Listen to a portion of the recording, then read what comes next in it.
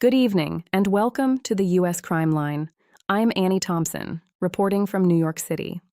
In early 2013, detectives from the Boston Police Department appeared in a local news segment discussing a case that had haunted them for nearly a year. It was a brutal murder that shocked the community. At first, the case seemed straightforward, but despite a large amount of evidence and several possible suspects, the investigation had stalled. Detectives were desperate for answers. What no one realized at the time was that the key to solving the case would eventually come from someone connected to the victim, someone investigators had never seriously considered.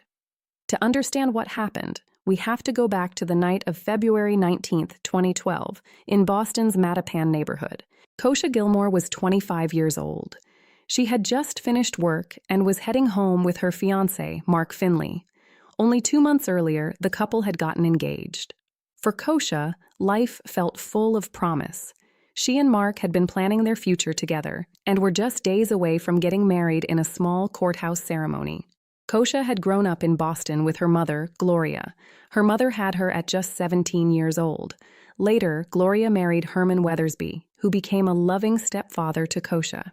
She grew up in a blended family and embraced her role as an older sister. Friends and family described Kosha as kind, responsible, and full of dreams. She had always loved fashion, styling hair, putting together outfits, and creating fashionable looks even from thrift store finds. One day, she hoped to attend fashion school and open her own boutique. After finishing high school, Kosha worked retail jobs while saving money. That's where she met Mark Finley. Despite a 9-year age difference, the two quickly formed a strong connection. The couple moved into Mark's parents' home so they could save money while planning their future together. But on the evening of February 19th, their lives took a tragic turn. Just before 9 p.m., the couple had parked outside Mark's parents' home after stopping at a nearby gas station. They were still sitting inside the car when something unthinkable happened. At 8:59 p.m., police received a frantic 911 call reporting that a woman had been shot. When officers arrived, they found Mark sitting on the sidewalk beside a silver Cadillac. Inside the car, Kosha was slumped in the front seat, unresponsive. She had been shot twice, once in the head and once in the chest and arm.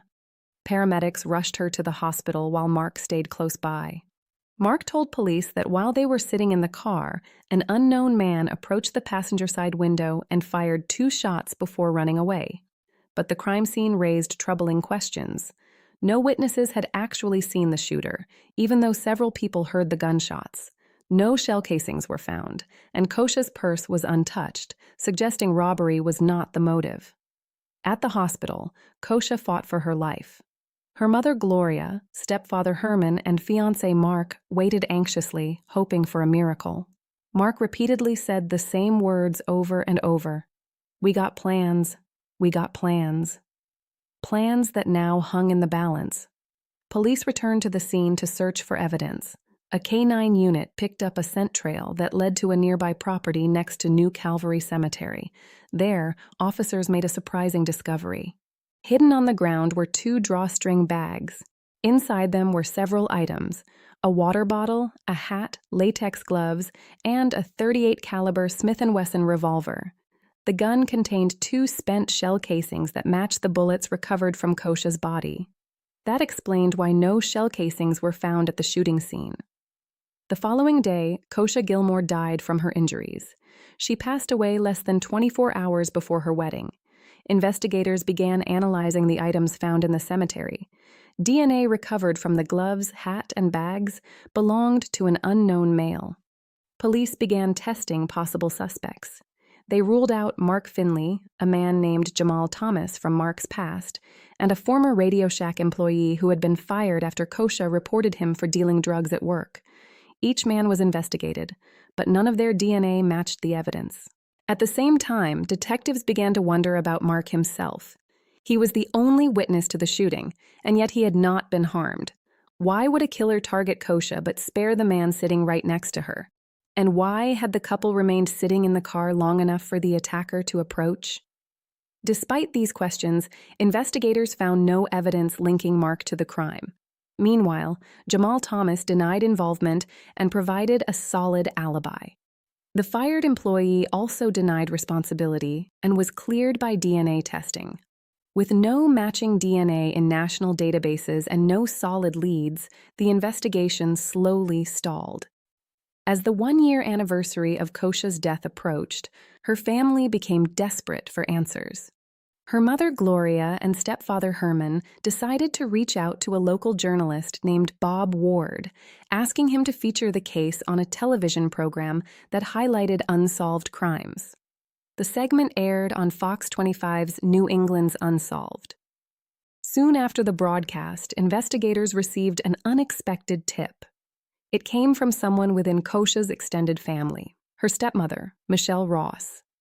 Michelle mentioned a man named Christopher Jackson, someone who had known Kosha since middle school. Christopher had often spent time around the family and sometimes gave Kosha rides when she was younger.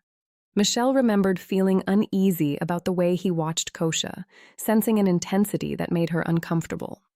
When detectives looked deeper, they discovered Christopher had remained quietly obsessed with Kosha for years. Police brought Christopher Jackson in for questioning. He appeared shy and cooperative, denying any involvement in the crime. But investigators decided to collect his DNA. Weeks later, the results came back, and everything changed. The DNA from the hat, gloves, and bags found near the cemetery matched Christopher Jackson. When confronted with the evidence, Christopher initially denied everything. But as detectives continued questioning him, his story began to fall apart. Eventually, he admitted he had been secretly obsessed with Kosha for years. When he learned she was engaged and about to be married, he felt betrayed and consumed by jealousy. Those emotions eventually drove him to commit the unthinkable. Christopher Jackson was arrested and charged with first-degree murder and multiple weapons offenses.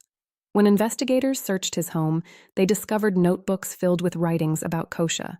The entries revealed years of fixation and stalking behavior.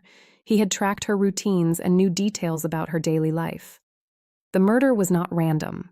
It was the result of a long, obsessive fixation. In 2016, Christopher Jackson stood trial. The courtroom heard emotional testimony from Mark Finley, who described the final moments he shared with Kosha. Christopher's defense argued that his developmental challenges affected his mental capacity. But the jury ultimately found him guilty of second-degree murder and unlawful possession of firearms. He was sentenced to life in prison with the possibility of parole after 15 years. At the sentencing hearing, Kosha's mother spoke about the devastation the crime had left behind, the fear, the sleepless nights, and the pain that would never fully fade. For Kosha's family, the loss is permanent. A young woman with dreams of building a future, opening a boutique, and starting a family had her life stolen just days before her wedding. Christopher Jackson remains behind bars today, with his earliest chance for parole set for 2031. Kosha Gilmore's story is a tragic reminder of how obsession can turn deadly, and how the truth can sometimes remain hidden in plain sight. This is Annie Thompson reporting for the U.S. Crime Line. Stay safe.